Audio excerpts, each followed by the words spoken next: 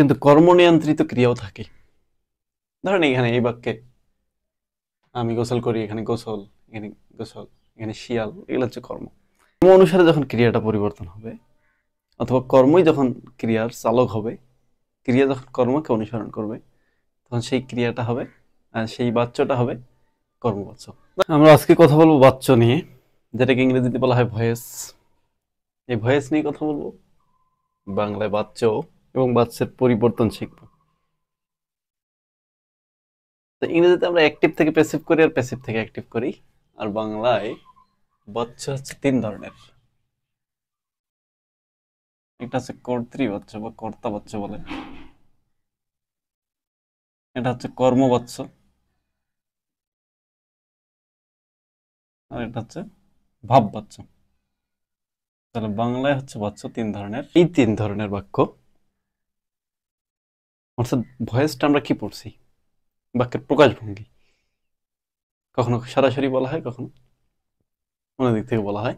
তো এই যে বিষয়টা বাক্যের, এই জন্য বাচ্চার সংজ্ঞা হচ্ছে বাক্যের প্রকাশভঙ্গিকেই বাচ্য বলে।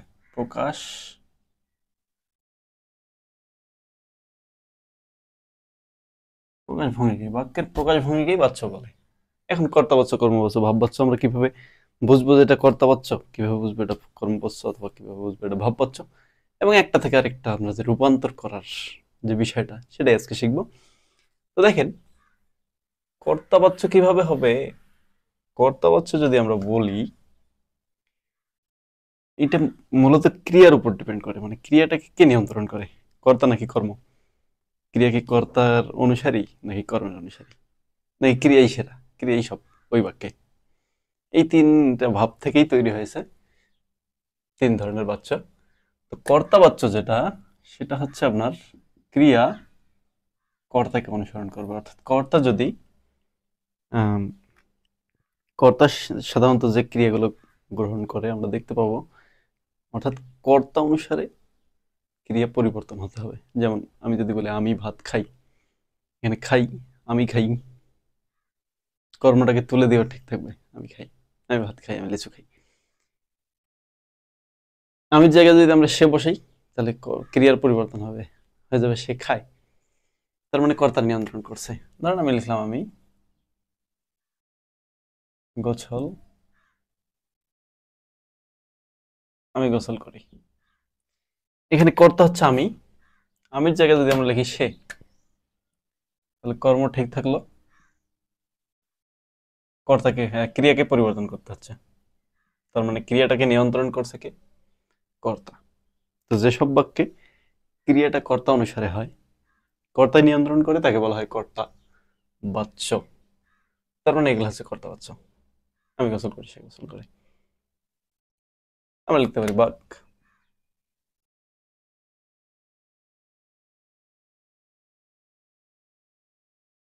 বাঘ শিয়ালকে ধরেছে। আমরা বলতে পারি বাঘ শিয়ালকে ধরেছে। তার বাঘ, আমরা যদি কর্মটা তুলে দিই তাও ঠিক থাকবে, বাঘ ধরেছে, কে ধরেছে, বাঘ ধরেছে। কিন্তু কর্মনিয়ন্ত্রিত ক্রিয়াও থাকে। ধরেন এখানে এই বাক্যে আমি গোসল করি, এখানে গোসল, এখানে গোসল, এখানে শিয়াল, এগুলো হচ্ছে কর্ম। কর্ম অনুসারে যখন ক্রিয়াটা পরিবর্তন হবে, অথবা কর্মই যখন ক্রিয়ার চালক হবে, ক্রিয়া যখন কর্মকে অনুসরণ করবে, তখন সেই ক্রিয়াটা হবে, সেই বাচ্যটা হবে কর্মবাচ্য। ধরেন এখানে বলা হচ্ছে বাঘ শিয়ালকে ধরেছে, শিয়ালকে ধরেছে বলা হচ্ছে, কিন্তু আমরা যদি লিখি শিয়ালকে ধরা হয়েছে, শিয়ালকে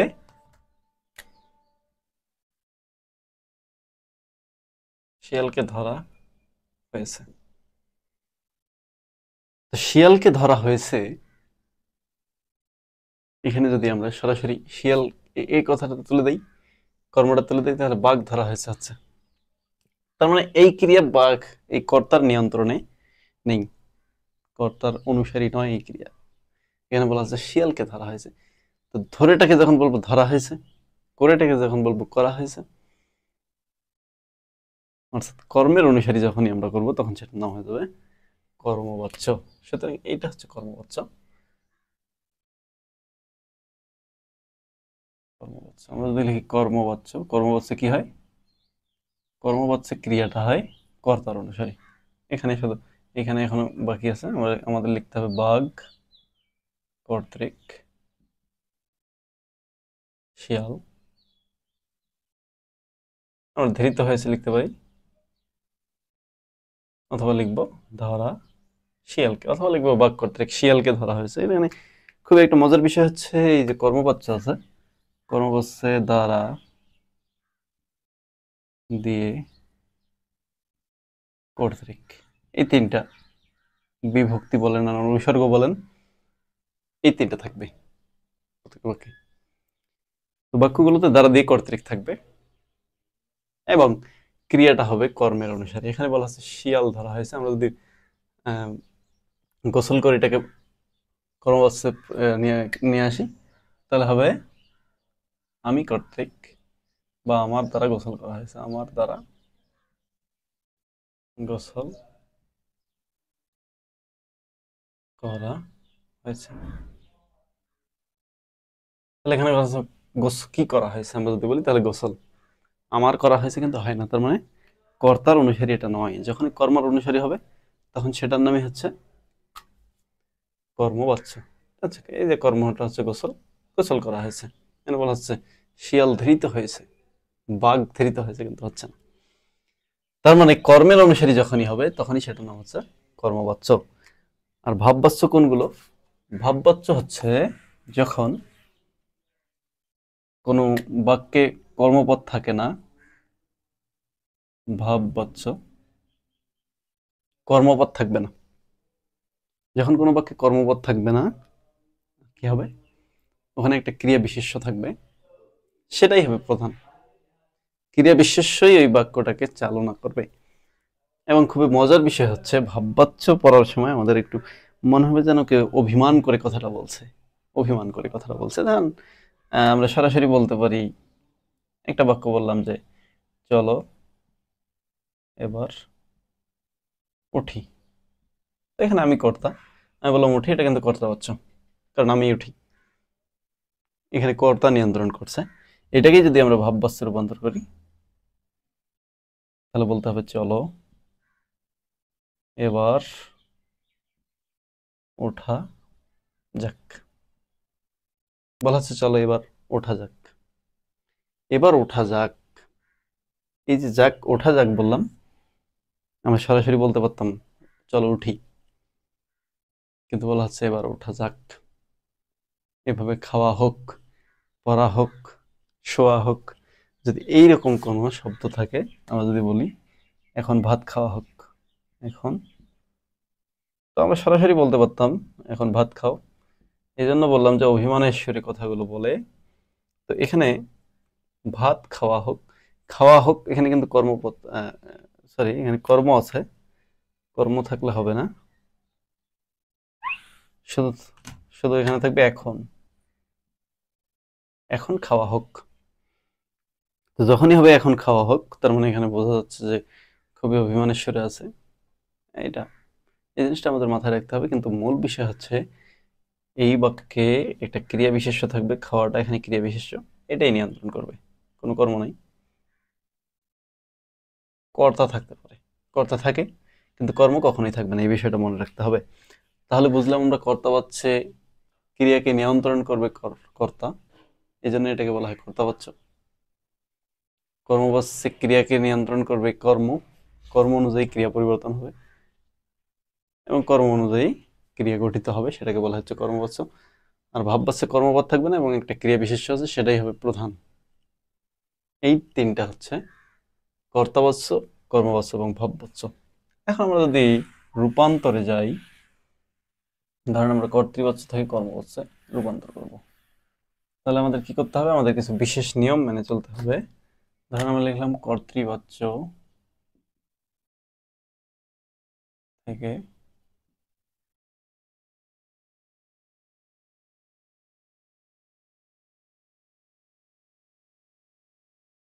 কর্মবাচ্যে রূপান্তর, আমরা রূপান্তর করব। এখানে লেখা আছে যে রহিম বই পড়ছে। তো সাধারণভাবে বোঝা যাচ্ছে যে এটা একটা কর্তৃবাচ্য, কারণ রহিম পড়ছে, ক্রিয়াটা হচ্ছে কর্তার অনুসারী। এটা হচ্ছে কর্তা বাচ্চ। এটাকে যদি আমরা কর্মবাচ্যে রূপান্তর করি, কর্মবাচ্য, তাহলে কি হবে? আমি বলছিলাম কর্মবাচ্যের যে বিষয়টা মনে রাখতে হবে, সেখানে দ্বারা দিয়ে কর্তৃক, কর্তার পরেই দ্বারা দিয়ে কর্তৃক ব্যবহার করতে হবে। তাহলে আমাদের লিখতে হবে রহিম কর্তৃক বই, ক্রিয়াকে আমরা এই কর্মের অনুসারী করব, যেহেতু এটা কর্মবাচ্য। তাহলে বলা হচ্ছে বই পড়া হচ্ছে, বই পড়া হচ্ছে। তাহলে এই ক্রিয়াটা কিন্তু কর্মের অনুসারী, বই পড়া হচ্ছে। রহিম পড়া হচ্ছে তো হয় না, তাই না? কিন্তু এখানে হচ্ছে রহিম পড়ছে। দেখেন, এটা রহিম পড়ছে, কর্তার অনুসারী। আর এখানে রহিম পড়া হচ্ছে কিন্তু হয় না, বই পড়া হচ্ছে হয়। এই জন্য এটা হচ্ছে কর্মের অনুসারী, সুতরাং এটার নাম কর্মবাচ্য। তাহলে কর্তাবাচ্য থেকে আমরা কর্মবাচ্য করলাম। কর্মবাচ্য করার সময় কি করতে হবে? কর্তার সাথে দ্বারা দিয়ে অথবা কর্তৃক ব্যবহার করতে হবে, ক্রিয়াটাকে কর্মের অনুসারী করতে হবে।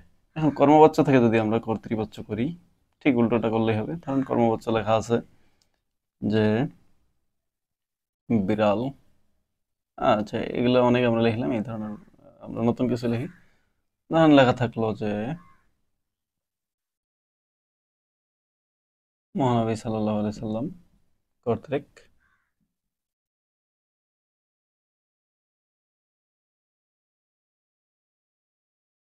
মক্কা বিজিত হয়েছে, বা মক্কা বিজয় করা হয়েছে বলতে পারি আমরা। এইটাকেই যখন আমরা কর্তাবাচ্য করব, তখন কি করতে হবে? ঠিক উল্টোটা করতে হবে, অর্থাৎ দ্বারা দিয়ে কর্তৃক যেটা সেটা তুলে দিতে হবে, আর ক্রিয়াটাকে কর্তার অনুসারী করতে হবে। তাহলে মহানবী সাল্লাল্লাহু আলাইহি সাল্লাম, আমরা যদি লিখি মহানবী সাল্লাল্লাহু আলাইহি ওয়াসাল্লাম মক্কা মক্কা বিজয় করেছেন। তাহলে লিখতে হবে মক্কা বিজয় করেছেন, এই তো। তো মহানবী সাল্লাল্লাহু আলাইহি সাল্লাম বিজয় করেছেন, আর এখানে কিন্তু বিজিত হয়েছে মক্কা। মহানবী সাল্লাম বিজিত হয়েছে কিন্তু বলা যাবে না। সুতরাং আমাদের কাছে স্পষ্ট হয়ে গেছে যে ক্রিয়াকে যে নিয়ন্ত্রণ করবে সেই নামেই বাচ্যটা হবে। তবে কর্মবাচ্য থেকে ভাববাচ্য কখনোই গঠন করা যায় না, রূপান্তর করা যায় না। আবার ভাববাচ্য থেকে কর্মবাচ্য হয় না। এর মূল কারণ হচ্ছে ভাববাচ্যে কর্মই থাকে না। তার মানে কর্তাবাচ্য থেকে ভাববাচ্য করা যায়, তখন কিন্তু এই কর্ম থাকা যাবে না। তাহলে আমরা একটা কর্তাবাচ্য লিখলাম, কর্তাবাচ্য আমরা লিখলাম এবার ওঠো, এবার